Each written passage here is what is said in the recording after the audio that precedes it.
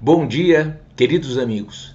Hoje o vídeo de número 30 dessa série de 40 vídeos, Madia 40 anos. Times Square, a Praça do Mundo, com um pouco mais de movimento na medida em que vai chegando o Natal. A vacinação deve começar na próxima ou na semana seguinte, e até a virada do ano um movimento significativamente maior que o que a gente está vendo agora, nesse instante.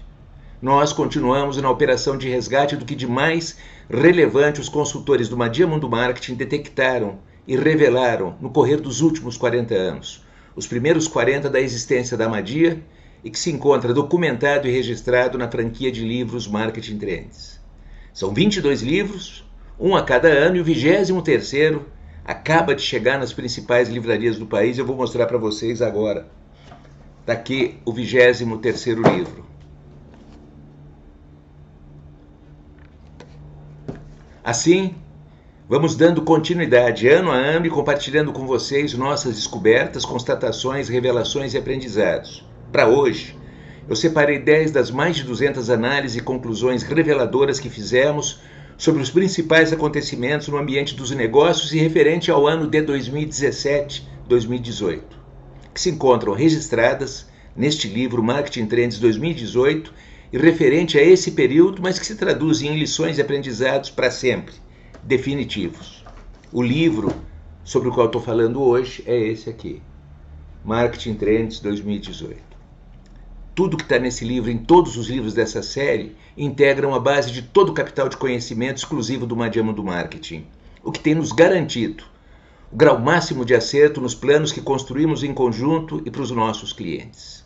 Até hoje, nos primeiros 40 anos, foram mais de 1.200 trabalhos para mais de 500 empresas e 3.000 marcas. E a seguir, e assim seguiremos pelos próximos 40 anos. Sempre sob orientação e bênçãos do nosso adorado mestre e mentor, Peter Ferdinand Drucker. Peter Drucker. Mas vamos aos aprendizados, descobertas e constatações de 2017 e 2018 e que eu separei para compartilhar hoje e agora e aqui com vocês. Vamos começar com o tal do Zimot, Z-M-O-T. Quem um dia descobriu o Zimot foi o diretor de vendas e serviços do Google, nos Estados Unidos, o Jim Lesinski. Tudo começou 13 anos antes, em 2005, quando a Procter anuncia ao mundo o FMOT, F-M-O-T, sigla de First Moment of Truth. O anúncio da Procter mereceu a capa do The Wall Street Journal no dia 21 de setembro de 2005. Naquele momento, segundo a Procter, e depois de muitos investimentos em comunicação, as empresas conseguiam sensibilizar nós todos para que nos dirigíssemos aos pontos de vendas, supermercados, por exemplo. E assim, num determinado momento, estávamos lá, nós, frente a frente, nós e o produto que considerávamos comprar. O produto cercado de concorrentes e sob o escudo e a proteção de uma embalagem de qualidade e de materiais de ponto de venda suportando e apoiando. Segundo a Procter, aquele era o FMOT, First Moment of Truth. E aí tomávamos a decisão de comprar ou não, numa espécie de vai para o carrinho ou não vai. Em trabalhos de pesquisa realizados desde a virada do milênio, mas especificamente 2011, o Jim Lesinski, do Google, descobriu e passou a alertar a todos que agora existia um outro momento e que precede o FMOT, e batizou de Zimot, Zero Moment of Truth. Como aconteceu esse novo momento? É o que acontece e só cresce dia após dia. Antes da gente ir ao supermercado, de realizar uma compra à distância, entramos nas redes sociais, conversamos com nossos amigos, perguntamos para eles ou para pessoas do nosso relacionamento se eles já ouviram falar de um determinado produto. E aí, a gente decide-se pela compra na maioria das situações, se os nossos amigos e conhecidos compraram e deram um bom depoimento, recomendaram. Quando isso acontece, a compra à distância é imediata e assim o FMOT deixa de existir. Nem se para mais. Quando se vai a um supermercado, quando se vai na frente do produto, não é? Se eventualmente a gente está no supermercado, passa por ele, vê, reconhece. É aquele da recomendação, puxa, coloca no carrinho e a compra está consumada. Segundo, o fator cabelo branco. No mundo das cotas, esqueceram-se dos cabelos brancos. Ainda bem. Não precisam, valem ouro. Desconfie de uma empresa que possui em seu comando apenas 1 ou 2 cabelos brancos. Risco de fracasso superior a 80%. São empresas rápidas, ágeis, assodadas e nas quais falta uma parte do cérebro. Exatamente aquela capaz de contextualizar e enxergar mais adiante e no médio e longo prazo e prevenir decisões catastróficas. Numa pesquisa realizada pela Fundação Getúlio Vargas e publicada na revista Exame, está tudo lá, né? Está desvendada, dentre outras razões, a mais importante e responsável pelos fracassos patéticos de centenas de startups.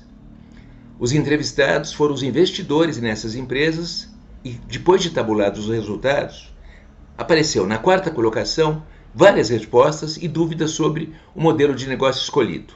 Na 3ª colocação, carência de inovação nos negócios. Na 2ª, consciência de produtos com pequena demanda e falta de poder de escalabilidade. E na 1ª colocação, com 93% das manifestações, equipes inexperientes ou a falta dos tais cabelos brancos. E aí, todos se lembraram de uma antiga oração.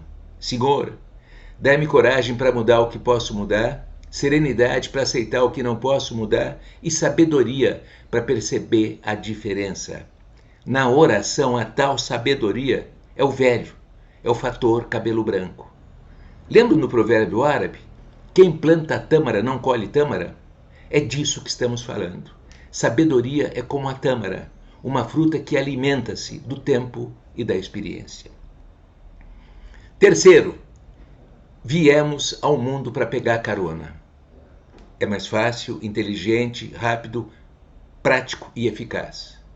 O Al Ries e o Jack Trout, consagrados autores de posicionamento e de marketing de guerra, contam num dos seus livros uma história inspiradora. Um dia, o maestro Von Karajan sai do Surrey Hotel, na cidade de Nova York, na 78, quase esquina com a 5ª Avenida, e ao vê-lo e reconhecê-lo, um menino estudante de violino pergunta ao maestro: Maestro, como eu faço para chegar ao Carnegie Hall?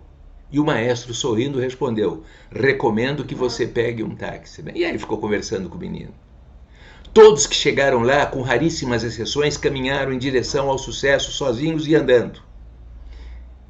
Todos, quase todos, chegaram lá não dessa forma, caminhando e andando, mas chegaram lá pegando carona. Bill Gates, por exemplo, pegou carona nos microcomputadores da IBM e criou os softwares.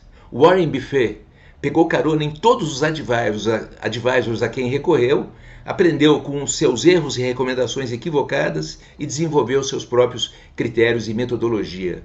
O Carlos Slim Helú pegou carona no processo de privatizações do México e alçou voo. O Ingvar Kamprad, a IKEA, pegou carona na miopia dos demais fabricantes de móveis que insistiam em móveis rebuscados e pesados e mirou nos jovens, de idade e de pensamento. O Michael Dell pegou carona na tradição secular da família americana de comprar à distância e de gostar do do it yourself.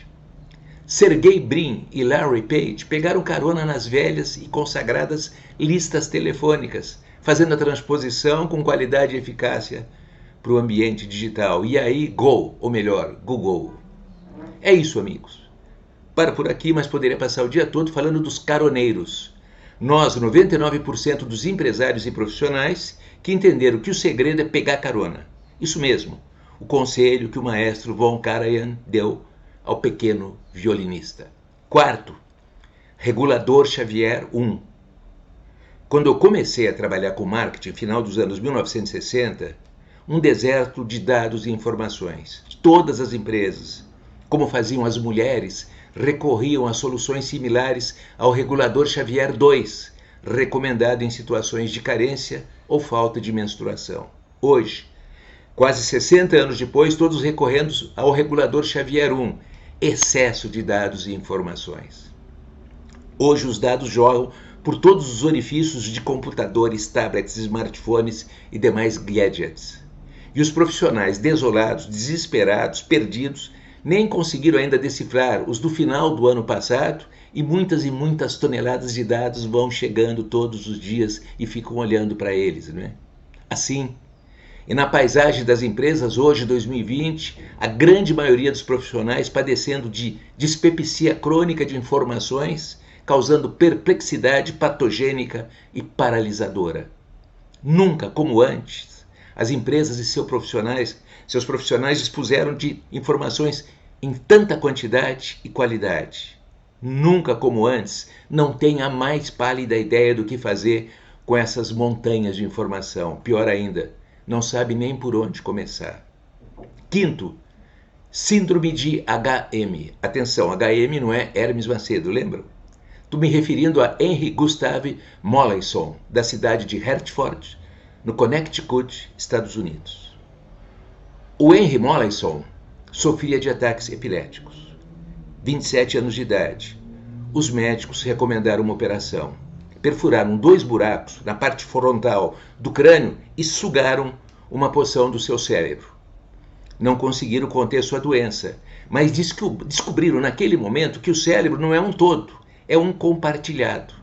As partes retiradas eram as que diziam respeito à sua memória presente. E assim, após a recuperação, todos os dias tinha que ser apresentado para as mesmíssimas pessoas. Viveu até os 55 anos e só se lembrava do dia da operação para trás. É o que acontece com boa parte das pessoas, independente de operarem ou não o cérebro. Lembram-se e vivem exclusivamente das boas e românticas memórias do passado. Como muitos artistas brasileiros, por exemplo, que até hoje veneram os crimes bárbaros e hediondos cometidos pelos heróis dele, Fidel Castro e muito especialmente por Che Guevara. É o que de forma dramática e brutal acontece hoje com parcela expressiva de empresas, empresários e profissionais. Só recordam-se e emocionam-se com o passado e permanecem na expectativa de que mais dia menos dia os tais dos bons tempos voltarão. Todos, sem exceção, em maiores ou menores proporções, padecem da síndrome de HM. 6. 70 anos do rei dos sanduíches. Quase todas as pessoas que chegavam do interior para estudar em São Paulo eram chamadas pelo nome das cidades de onde vinham. E aí tinha o tal do Tatuí, o Jaú, o Botucatu, o Sorocaba, e eu acabei virando para os meus amigos do colégio de aplicação, Bauru. Eu comecei a trabalhar aos 7 anos de idade. Eu ganhei uma bicicleta Philips 014 do meu pai, Carlos Araújo Souza, e fui trabalhar para ele na sua empresa de contabilidade e outras quebrações de galho, na sua agência Cacique, Cacique com 2 S's, de Carlos Araújo Souza. Naquele tempo, os impostos eram recolhidos mediante a colagem de estampilhas nos contratos. Isso mesmo, selos. Selos estaduais, impostos estaduais. E selos federais, impostos federais do país. Eu ia comprar os selos na coletoria para o meu pai vender depois lá na agência Cacique, da dona Leonilda Pinto, a mãe do Casimiro Pinto Neto. O Casimiro estudava na São Francisco, aqui em São Paulo, e trabalhava na Rádio Pan-Americana. Um dia, 1937, e como não conseguiu entrar no bordel da Madame Fifi, no andar de cima do prédio do Largo Paissandu, bordel frequentado pelo Blota Júnior, pelo Vicente Leporassi e pelo Adoniran Barbosa, ele entrou no ponto chique, no térreo, com seu amigo Kiko, e pediu para o Carlos, do outro lado do balcão, fazer a seguinte receita. Ele disse: Carlos, faz o seguinte, pega um pãozinho francês, abre no meio, tira o miolo, derrete o queijo e coloca no lugar do miolo. Depois você coloca umas fatias de rosbife, fatia de tomate, rodela de picles de pepino para completar. E saiu. Aí vem o Kiko. Aí o Kiko vira-se para o Carlos, que vinha atrás, né, do Casimiro, e pergunta: Carlos, e você, o que você vai comer? E sem muita imaginação e na pressa de responder, disse: faz um desses do Bauru. E nascia o sanduíche Bauru, o sanduíche mais vendido no Brasil 10 vezes mais que o Big Mac, e que completou 80 anos de glórias e sucesso no ano de 2017 e segue vivo e próspero até hoje, a caminho dos 90 anos. 7. Angelina e Brad. Os dois eram casados com outras pessoas e um dia se apaixonaram. Depois de 8 anos decidiram comprar em 2012 uma propriedade. Nessa propriedade casaram-se. 2 anos depois, 2014, ela, Angelina Jolie, e ele, Brad Pitt. A propriedade escolhida foi o Castelo Miraval, na França, uma propriedade com 35 quartos, mais piscina, campo de golfe e floresta, que eles pagaram a bagatela de 35 milhões de dólares. Com vinhedo particular. Aí se apaixonaram pelo vinho e decidiram investir no vinho.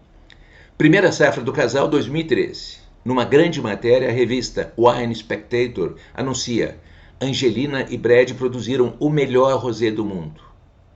Na primeira safra, um ano depois, o casal conseguiu a proeza, ou milagre, de dobrar o valor do rosé. O rosé deles, o Chateau Iraval Rosé, e todos os demais rosés da região pegaram carona e subiram junto. 2 anos depois, separaram-se. Mas amores e negócios à parte, até hoje permanecem sócios na propriedade que mudou a história do vinho rosé. Eu não entendo de vinho, mas acredito que o rosé da Angelina e do Brad seja um bom vinho. Mas quando me perguntam sobre o poder de uma narrativa num processo de branding, eu conto sobre o casamento dos dois artistas e o impacto sobre o valor dos rosés da região da Provence. Com uma história por trás como essa, nada é caro. 8º, Abílio, a lenda.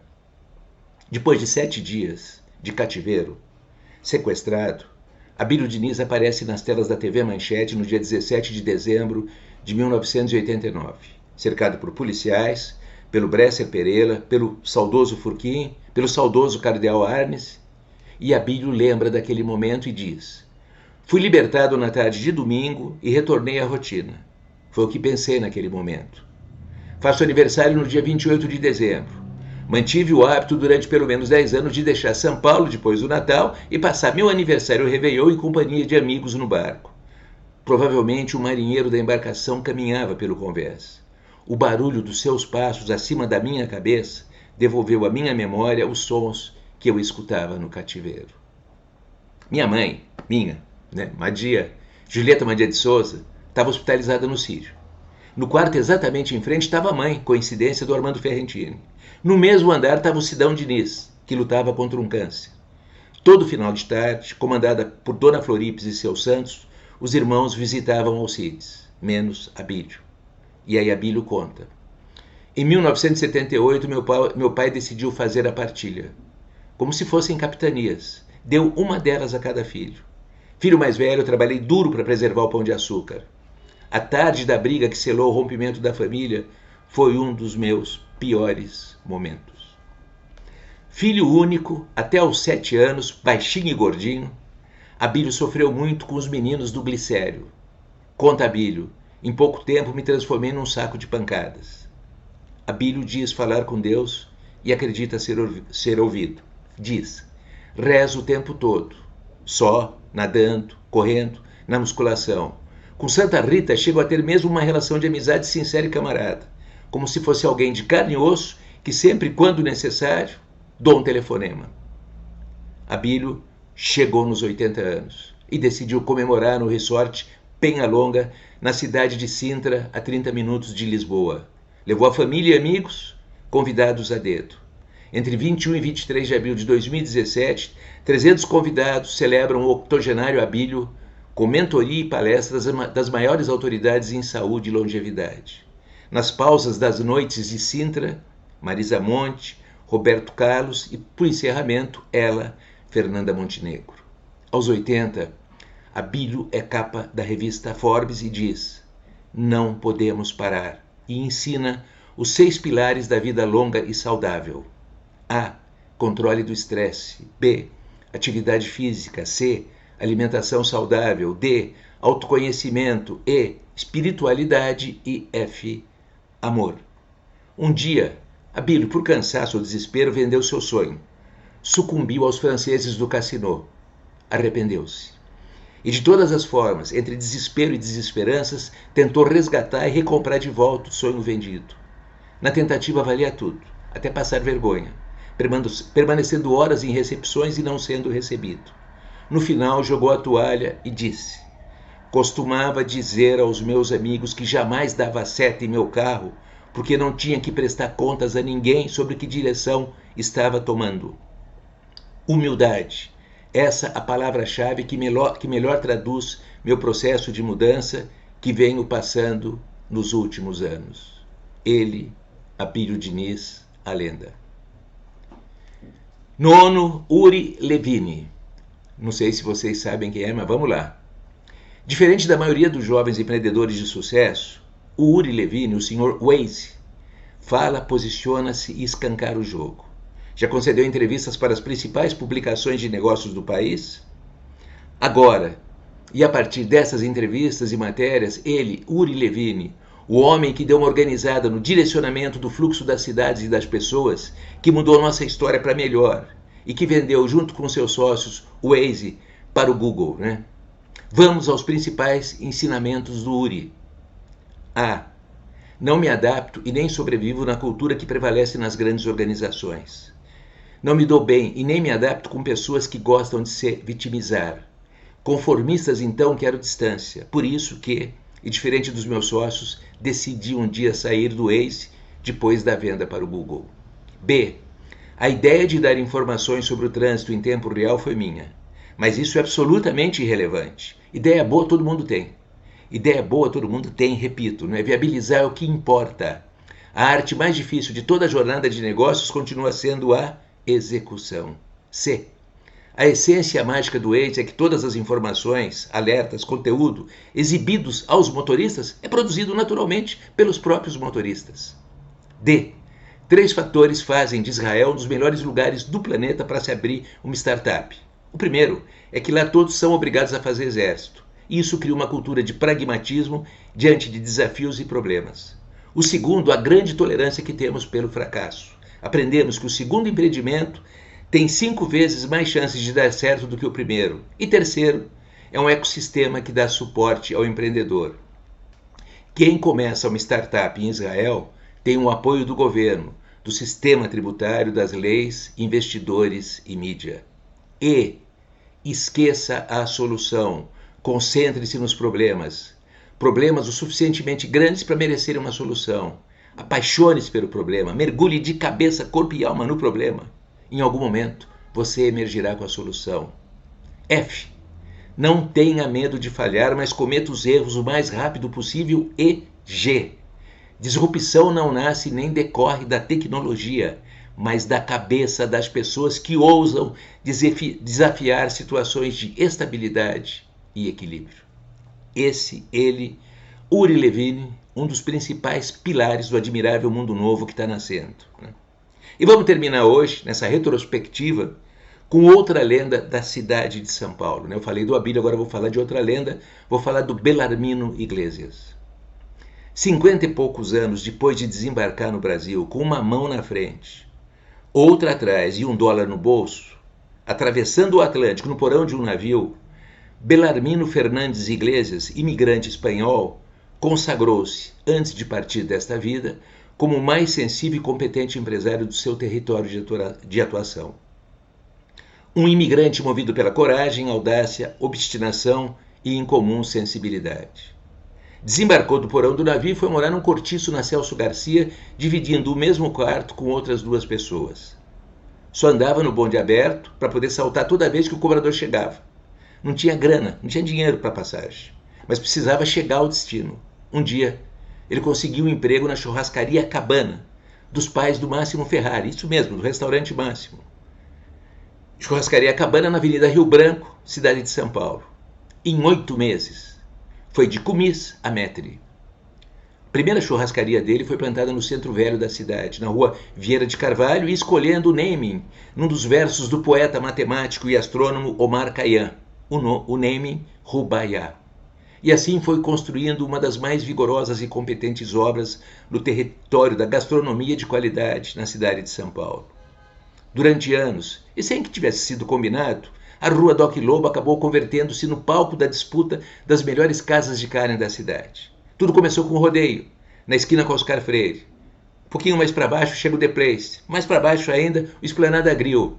E faltava alguém dar o lance final, o checkmate, né? Ousar ocupar o ponto mais disputado da cidade, onde durante anos morou a Cleusa Presentes. E foi lá que, em muitos anos antes de partir, Belarmino fincou o seu estoque, ou espada, como se faz das touradas, vencendo a disputa imaginária com sua figueira Rubaiyat. Dentre seu legado, algumas lições que todos os restaurateurs sempre deveriam adotar em seus restaurantes. A. Um cliente insatisfeito leva consigo todo o resultado que 50 satisfeitos trazem. B. Olhar sempre nos olhos dos clientes, em qualquer circunstância, mesmo quando anotando o pedido. C. Jamais dizer aos clientes que o serviço não está incluído na nota, uma vez que a informação já consta da nota. D. Jamais insistir em mais bebida enquanto o copo e a garrafa permanecerem cheios. E. Quem tem aroma é a comida e por isso as camisas devem ser trocadas a cada novo turno. Perfumes são terminantemente proibidos e desodorantes neutros, obrigatórios e aplicados diversas vezes no correr de um mesmo dia. F. Cliente levantou a mão ou chamou, deve ser imediatamente atendido. E G. Sorria sempre. Simpatia em primeiro lugar e 3 banhos e barba feita antes de sair de casa. Essa é a história de uma das lendas do negócio de alimentação de excepcional qualidade na cidade de São Paulo, no Brasil e, por que não dizer, em todo o mundo. Um dia, o Belarmino Fernandes Iglesias, já com seu Rubaiá da Vieira de Carvalho fazendo sucesso, ele vai visitar o seu amigo, o engenheiro Mário Carneiro. Na visita, a mãe do Mário, a dona Artêmia, serviu um tal de pão de queijo.